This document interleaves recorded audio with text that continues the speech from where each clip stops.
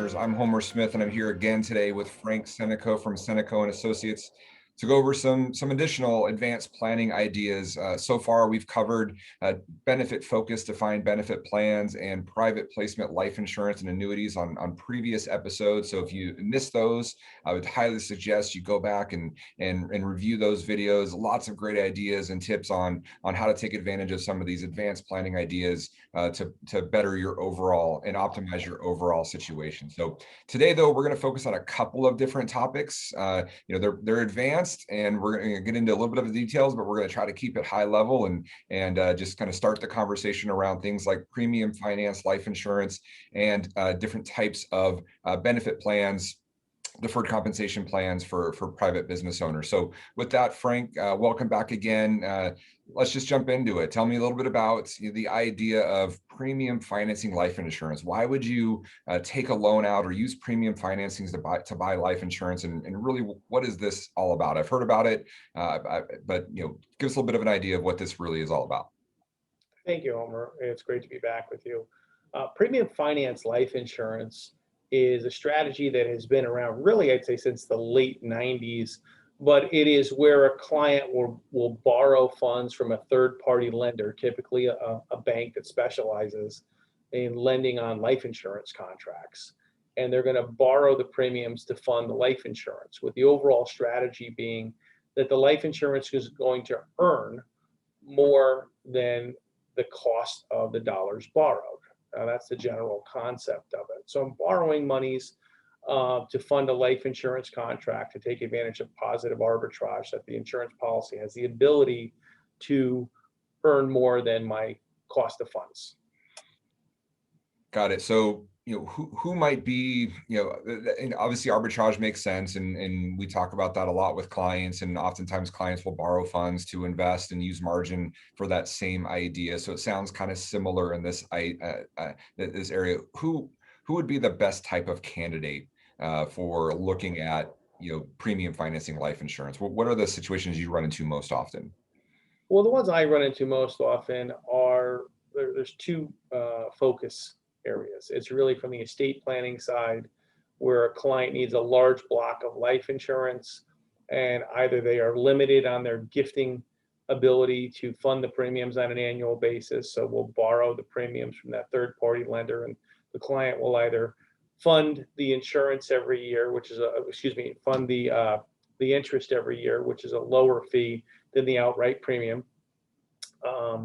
Or the client will turn around and use this as a way to leverage to help enhance retirement income. So I've seen two sides of the spectrum, whether it's borrowing to fund a very large estate tax liability, or they want to use this as leverage to hopefully fund up a policy that's going to earn a greater amount than their borrowing cost, and use that as a retirement supplement.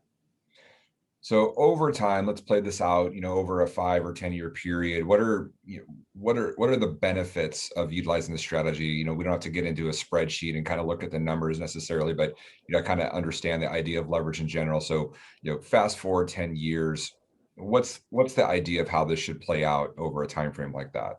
Well, let's focus more on the estate strategy. Okay. But it's really where the client, they will fund the policies, and it's a fixed version of a life insurance contract, whether it's a whole life, universal life, or something like an index universal life.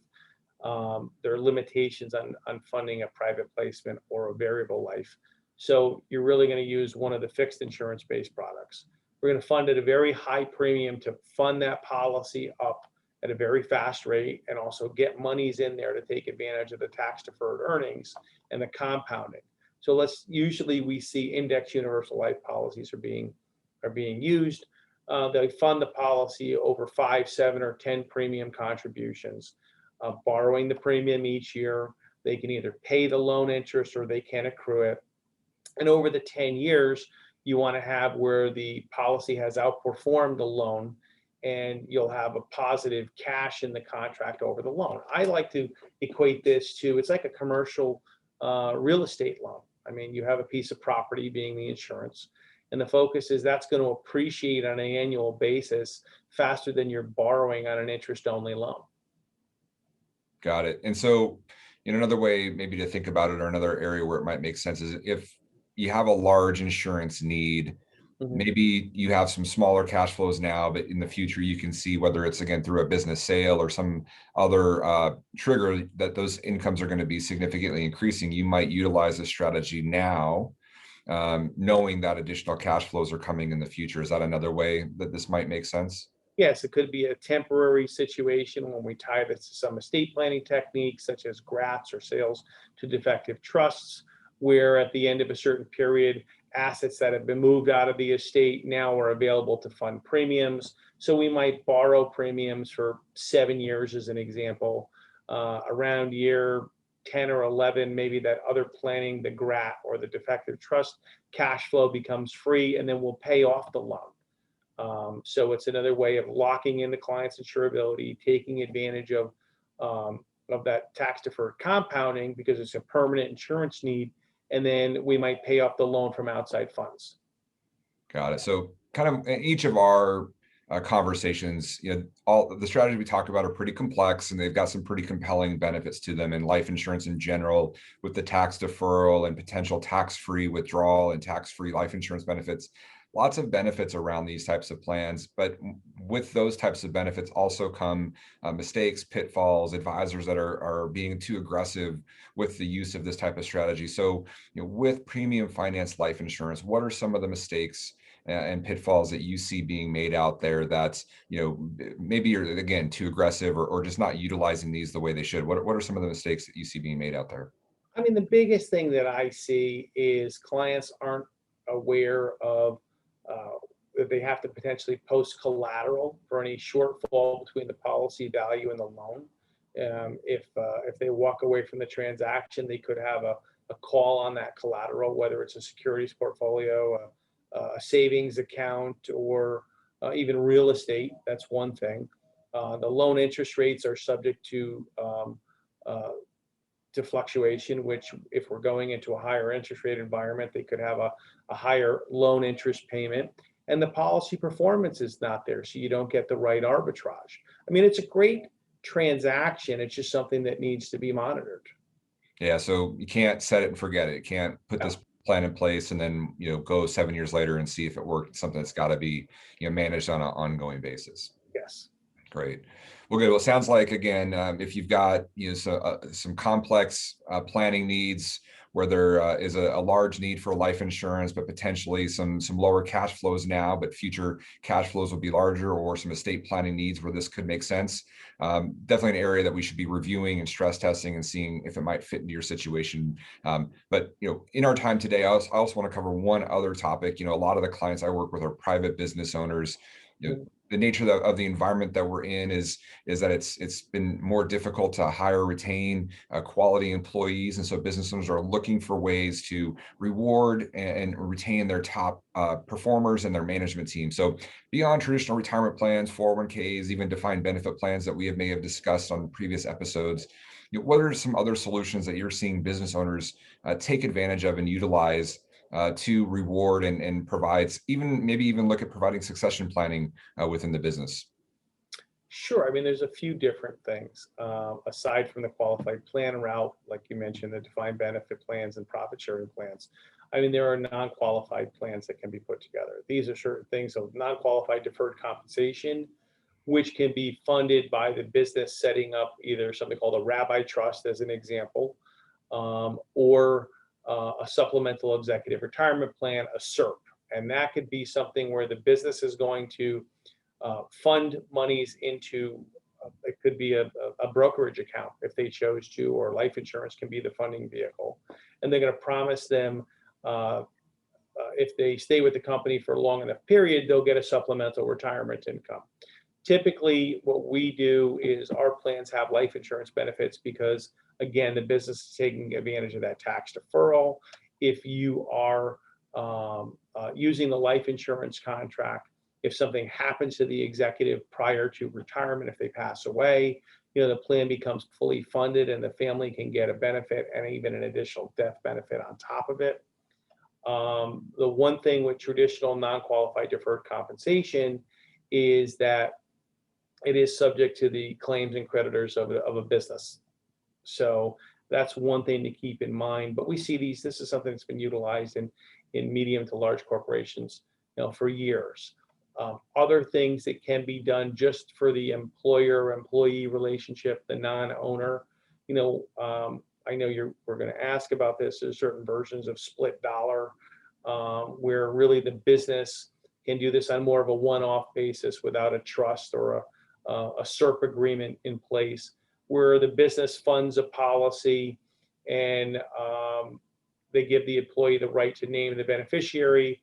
At some different triggering points, the cash value can be transferred over to the employee as well. So there's different planning techniques that can be utilized when And when you're you putting say, together something. oh, sorry, Frank. So when you say split dollar, what does that mean from a life insurance standpoint? I mean, I understand that it can be a one-off for a specific employee, but what's the split dollar nature of it? Well, the split dollar concept is really we're splitting the use of a dollar between two parties. So in a very simple explanation, it's where the employer will deposit funds into a policy. Upon the employee's passing, the employer would get back the monies that it put into the contract. Could be also the monies it put in plus the total cash value, and that net death benefit goes over to the employee's beneficiary. So it gives the ability where they can lock in permanent insurance for an employee and have the ability to recoup their funds. Also, that can be used as a part of a golden handcuff. But overall, it's another form of a loan. It's not premium finance because financing is done with a third-party bank, but it is a version of a loan where you have one party lending funds to an individual, a trust, and upon the passing away, they're going to get repaid, or during lifetime, they may transfer that money that was advanced over to the employee. Got it. So lots of opportunities here between deferred compensation plans, maybe using some split dollar life insurance to focus on a top employee or management team member. How else do you see life insurance being utilized as part of succession plans for business owners? Typically, I mean, what we'll see is the most traditional succession plan is going to be a buy-sell agreement between owners, where let's say if you and I were partners in a business, either the business takes out a policy on each of us, and if one of us passes away, it's going to be used to buy out my or your heirs, whoever has passed away, or you and I could take a policy out on each other. There are different tax benefits associated with doing either type of a strategy. So that's a typical buy-sell agreement. We may have where an individual has a key employee. Let's say I own the business 100%, you're my key employee. And if something happens to me, my family's not going to be able to run the business, but I want to give you the ability to buy out my business interest. So it might be, again, where the business takes out a policy, or you'll own a policy on my life, and you're my employee, though not my partner. And then we'll have a separate agreement for the fair market value of the business. If I pass, you're going to use those funds to buy out my heirs. Another thing as well could be a version of key person insurance. So key man insurance, key person, key man. I mean, it's really for a valuable employee, whether it's if something you were key to me and something were to happen to you, I can have a policy that's going to give me some time before I'm able to buy out, buy out, that's the wrong term. I'm able to replace you because you're such a valuable employee. You might have a key person insurance on me as well as the buy sell, because not only are you going to utilize monies to buy out my heirs, but you need some money in the company for you to get things going. So there's different versions. It's business typically will own a policy either for a buyout purpose or providing funds in the event of a key person passing away. Got it. So lots to think about here from the show today. So we've got premium finance life insurance, deferred compensation plans, split dollar plans, key person plans, different types of buy-sell agreements and succession planning. So a lot of great uses where you can use the leverage of life insurance and the tax deferred nature of the growth inside of the policy and the tax-free benefits of it to really enhance what you're doing within your business and providing benefits for not only you and your family as a business owner, but also potentially for your employees. And especially right now, again, with all the challenges that we're facing with finding and retaining top quality talent, really looking into how these types of plans might be a benefit for you. Really, you probably couldn't be a better time. So if you think that any of the topics that we discussed today might be something that would make sense for you, we'd love to hear from you and love to review your overall situation. So send me an email at homer@convergentwealth.com.